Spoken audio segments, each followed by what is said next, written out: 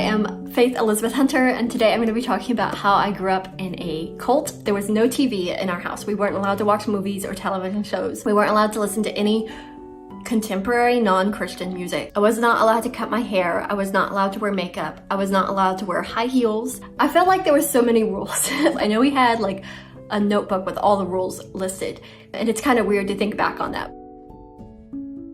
The cult I was in was part of the Institute in Basic Life Principles, which was started by Bill Gothard, and he ran a homeschool program called the Advanced Training Institute. We read the Bible every day. We were supposed to meditate and think about the Bible. I would wake up at least by 6 a.m. and read the Bible for 30 minutes. And then our education was all driven around the Bible. So we had Bible lessons throughout the day, whether it was English, math, science, it was always scripture. All of our life skills were driven to be married. So I knew that once I was 17 or 18, it was time to start thinking about getting married because my dad was going to pick my husband.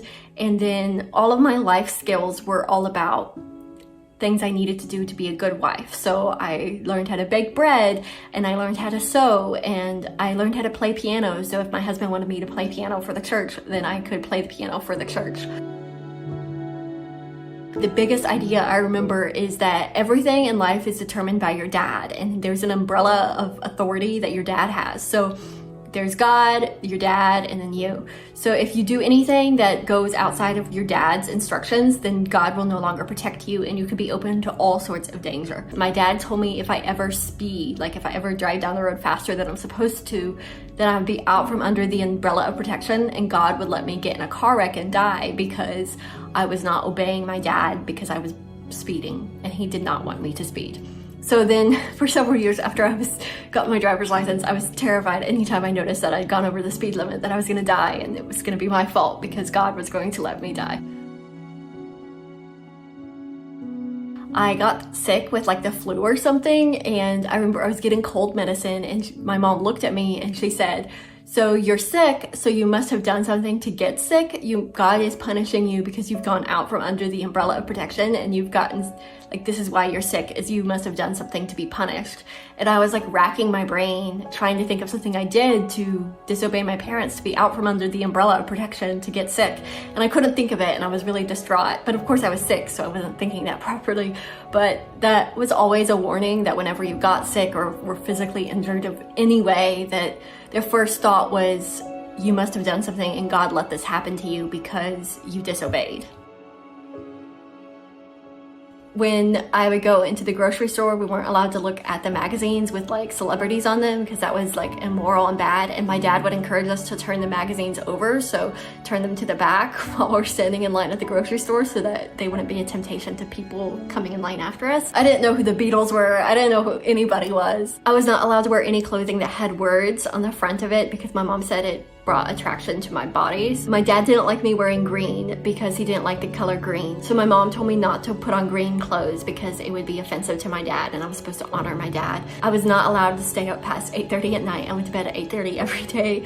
I was not allowed to eat any non-kosher food because my dad wanted us to obey the laws of the Old Testament. My food was highly regulated by my parents, and they decided what we did and didn't eat. I was not allowed to read any books that were not approved by my parents. One book I knew that was not approved by my parents that I got in trouble for reading was Anne Frank, The Diary of a Young Girl. Someone gave it to my parents, and it was on the bookshelf, and I took it and read it, and I got in trouble for that because it wasn't approved. I was a child who played with dolls, and then I was an adult, and there was no in between. I didn't get to actually think through and decide things for myself. I didn't get to make decisions as a teenager. Every decision was made for me. So then when I was an adult, I had crippling anxiety to figure out how to start making decisions on my own because my whole life my parents had made every decision for me.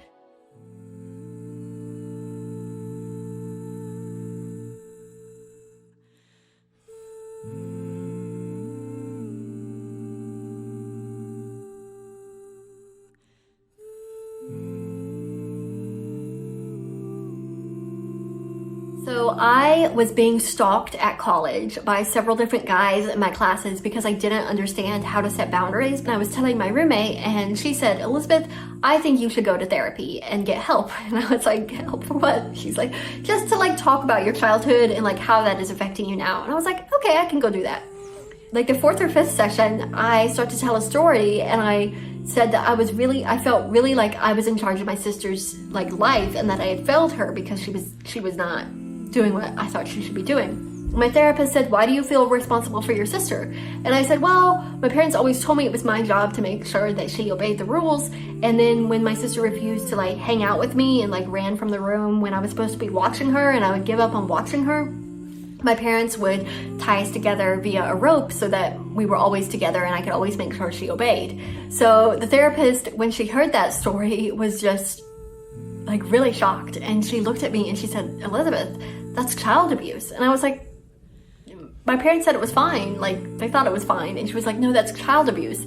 And she said, "You know, the religious group your parents are in is definitely a cult." And I was like, "Really?" And she said, "Yeah, they like control what you eat and the people you see every day and what you read and everything about your life. That's a cult." And I was like, oh. And for the first time, I realized what had happened was child abuse, and that my parents' religious beliefs were not just religious beliefs, but were actually harmful cult ideas. I do see myself as a cult survivor, and it was kind of started as a joke to just like talk about some funny things my parents said to me on like a podcast, and then I decided to make a TikTok instead, and it kind of just took off. And I feel like a lot of folks in the US have gone through trauma that's related to religion, and maybe it's not a cult, but it's very fundamental religion that abuses people and hurts people. And just by having my story out there and just sharing that you don't have to let that abuse define you, you can name it, you can tell people that it existed without covering it up. So I just started making TikToks to like educate people about that, and then it turned into people were very interested to hear my story, but it will hopefully be healing for other people who have gone through that you can recover, you can move on, and you can also be a better person.